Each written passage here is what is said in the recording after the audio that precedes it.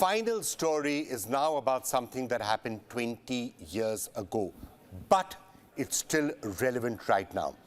And I'm speaking about the war in Iraq.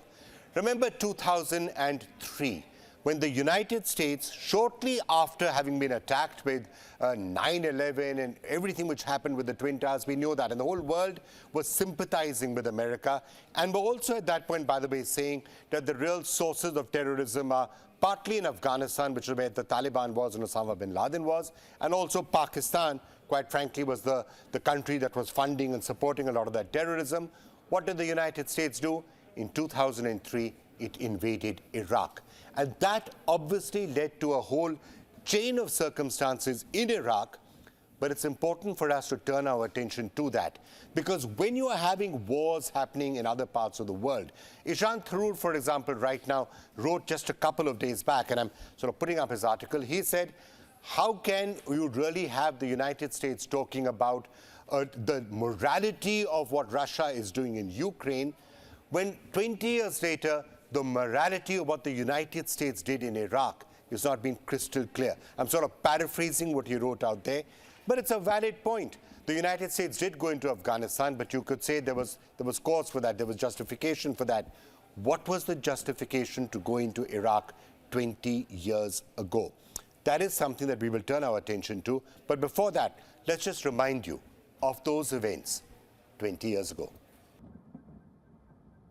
The story actually begins in the year 1990. That year, Iraqi dictator Saddam Hussein invades an oil-rich neighbor, Kuwait. US responds by asking Hussein to withdraw troops. He refuses. So an US-led coalition decides to bomb strategic Iraqi locations. Back home in the US, President George H.W. Bush says he wants Iraq to be a liberal democracy. You know, much like the US. This triggers years of discourse, with political leaders across America demanding the deposition of Saddam Hussein. Cut to 2002. George H.W. Bush's son, George W. Bush, is now president. America is recovering from the 9/11 attacks. In October that year, Bush Jr. says Saddam Hussein has a massive stockpile of biological weapons, and this stockpile is capable of killing millions. Bush adds, 11 years ago, as a condition for ending the Persian Gulf War, the Iraqi regime was required to destroy its weapons of mass destruction, to seize all development of such weapons, and to stop all support for terrorist groups. The Iraqi regime has violated all of those obligations. It possesses and produces chemical and biological weapons. But Bush has no proof to back his claim. That does not stop the United Nations Security Council from passing a resolution against Iraq. The country is given a final warning, a final opportunity to comply with its disarmament obligations. The UN also asks Iraq to readmit inspectors. Iraq complies to a certain extent. But the UN inspectors fail to find any weapons of mass destruction in Iraq. This despite carrying out 700 rounds of inspection. Bush and British Prime Minister Tony Blair declare that Iraq is interfering with the inspections. But again, there is no proof. On the 17th of March 2003, Bush issues an ultimatum to Saddam Hussein. He is given 48 hours to leave Iraq, the country he rules. Saddam obviously refuses. The US wastes no time in invading Iraq. Attacks begin on the morning of March 20, 2003, changing the fate of Iraq forever. Joining Washington in its bloody war is the United Kingdom. Their end goal is to end the rule of Saddam Hussein. On the 9th of April 2003, US troops seize Baghdad. His statue is raised. Saddam Hussein goes into hiding. On the 1st of May 2003, George Bush appears on aircraft carrier USS Abraham Lincoln off the coast of California to declare victory. In the Battle of Iraq, In the months that follow, lawlessness sweeps Iraq. There's looting, violence, rising crime, and a rising guerrilla warfare. But all this while, no weapon of mass destruction is found. There is also no sign of a budding liberal democracy, only mobocracy at best. In December 2003, Saddam Hussein is found. He is bearded, bedraggled, and in a hole near his hometown, Tikrit. He is tried and sentenced to death by hanging. On the 30th of December 2006, Saddam is sent to the gallows. It is the first day of Eid al-Adha, and Saddam dies clinging on to a Quran.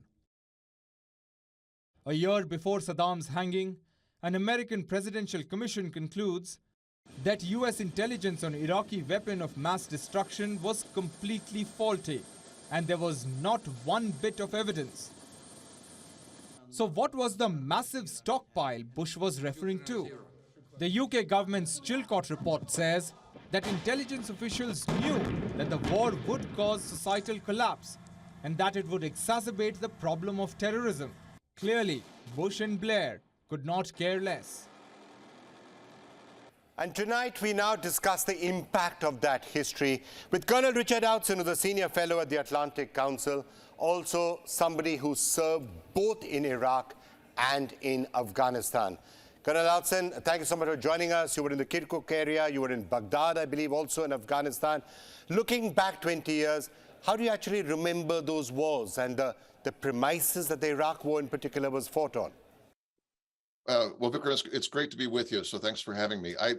Like most of the servicemen in the United States that were serving in the 90s and the aughts, this was a formative event, right? And so what I remember leading up to the war was this sense that the world was changing. We had gone from the Cold War paradigm of two great superpowers and entered into a period of great unrest. And we were dealing with terrorism. We were dealing with worries about nuclear proliferation and wondering how the world would be shaped.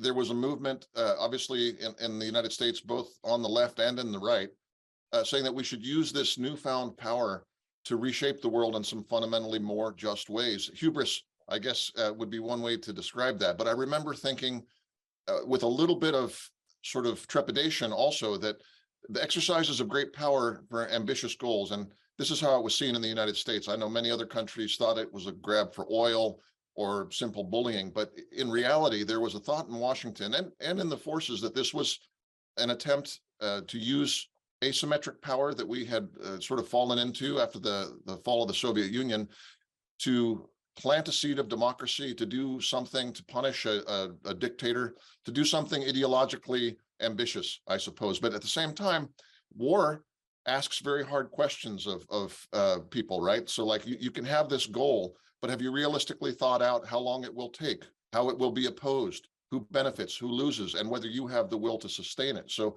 I think there was sort of a trepidation within the forces of whether we were equal to the task and whether that task was sustainable.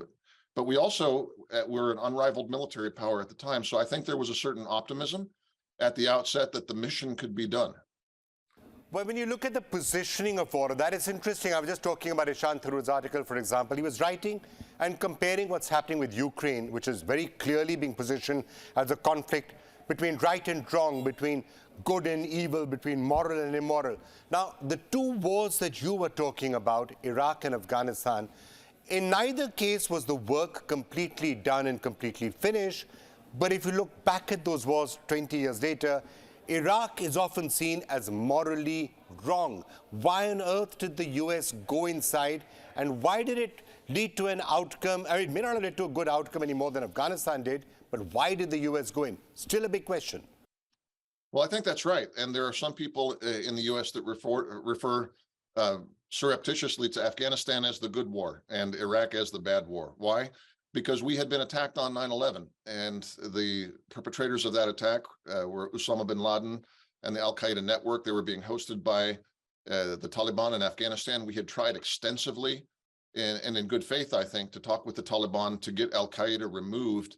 And after the attacks, I think there was a huge sense in the United States that was unavoidable. We had to strike back at the people who had caused the death of so many of our countrymen. Iraq, not only was it a very different political situation where we sort of had Saddam in a box, right, because of Operation Northern Watch and Operation Southern Watch, he had been prevented from reprising an aggressive war against his neighbors, which he had tried in Kuwait in 1990 and 91, and frankly with Iran before that.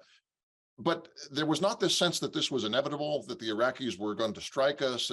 So in this sense, it was a war of choice. You know, Colonel Alsen, I remember being in the United States 20 years ago, and I remember having conversations with any number of analysts from the State Department, Pentagon, anywhere, anybody you asked, and you kept on asking them, why Iraq? Because that's not where the war of terror really originated. That's not where Al-Qaeda is. That's not where Osama bin Laden is. Okay, Saddam Hussein is a brutal dictator, he was a terrible person, but that is not where the terror originated. And clearly there were no weapons of mass destruction. So why are you fighting a war in Iraq? There were no clear answers to that. And even today, when you look back at that particular reason, no matter how bad a person Saddam Hussein was, there's no clear reason why that particular war was fought.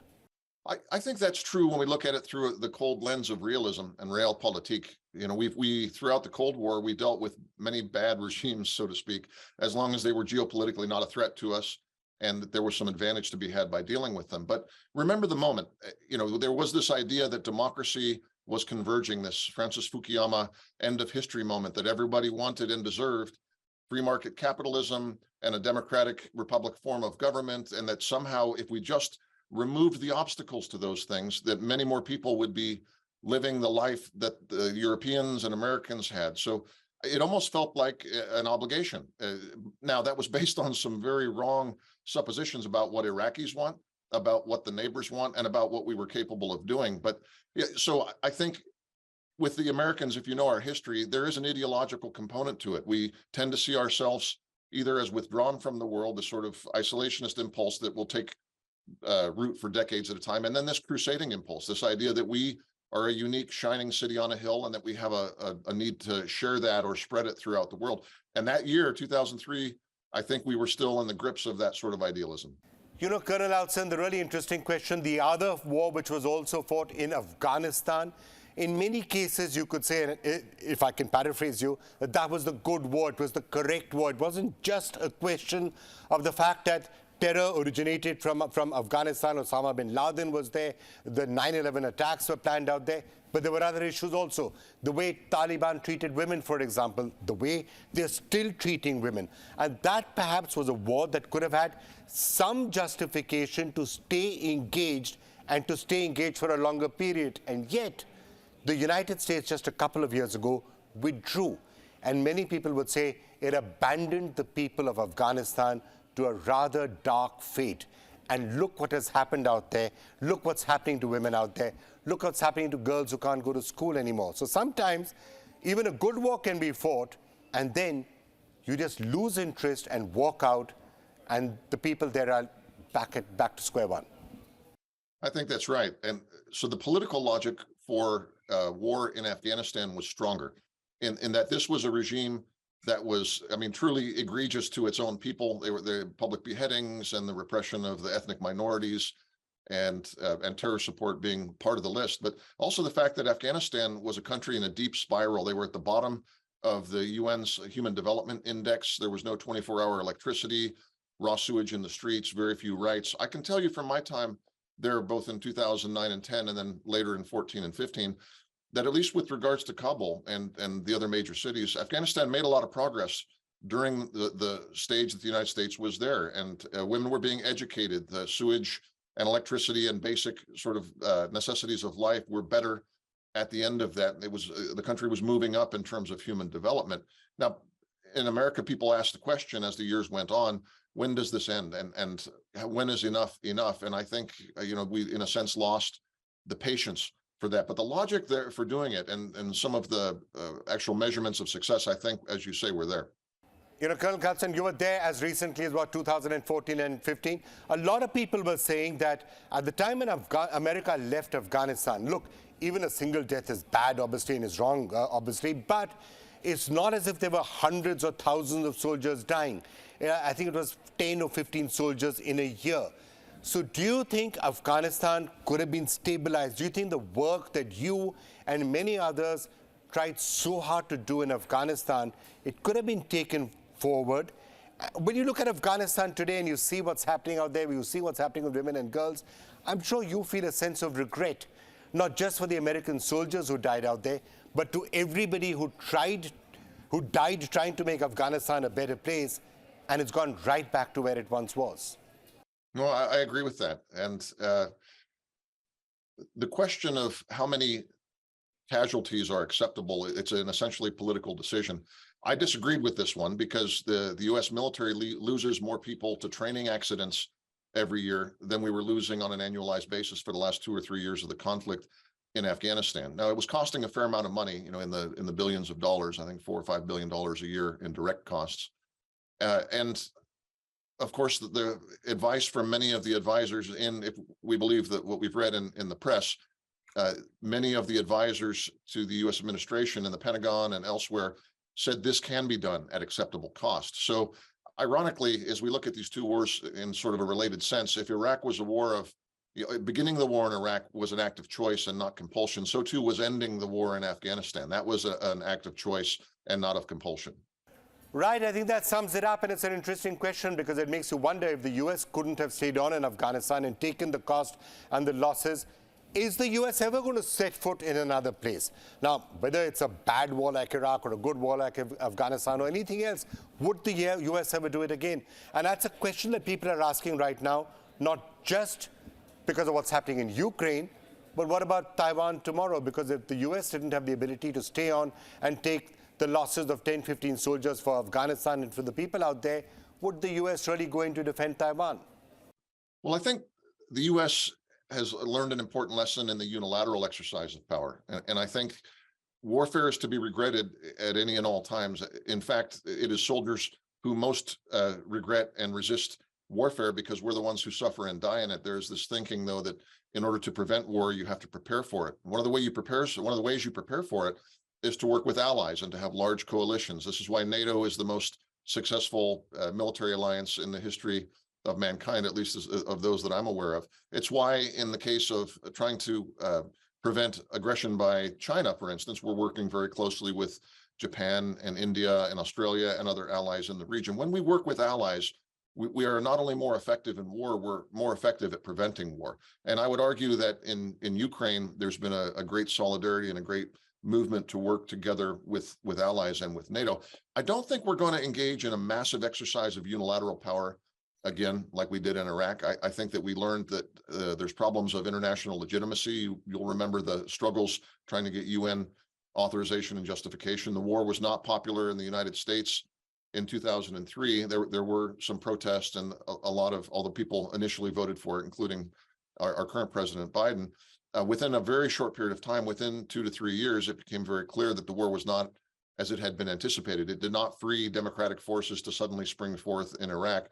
And then the allies that we had not gotten on board in a fundamental way also became very skeptical of it. So I think we've learned a lesson about not doing this unless it's really, really unavoidable. And we've tried every other diplomatic and economic option, and not doing these sorts of things with a small coalition. We have to do it with a large number of allies. And that means political consultations, not just military coordination. All right, Colonel Outsen, thank you so much for joining us. The limits of power, I guess, and that is starting to be seen. A war for the right reasons or a war for the wrong reasons. Very difficult to win these wars. And I guess perhaps Vladimir Putin is going to find that out in Ukraine, because the losses that he's taking out there in the war that he's launched out there, how long is that going to sustain? How many losses are they going to be willing to take out there? I guess that is really fundamentally a question. Yeah, I think that's exactly right. Now, I see these wars, the Russian war in Ukraine and the American war in Iraq, as mirror images in the moral sense, in that what we did was a bad thing for an aspiration that was good, even though we through errors of execution and errors in judgment at the very outset, we sort of guaranteed it would not be successful.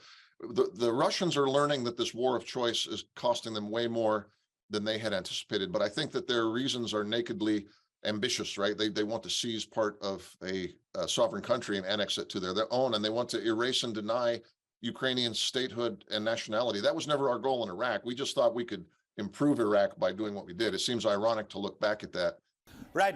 You're saying, of course, that both of them are the wars of choice, and that is something that to be kept in mind, because wars of choice also rarely go well. Another important lesson for us to keep in mind. Thank you so much, Colonel Alson. Thank you so much for joining us.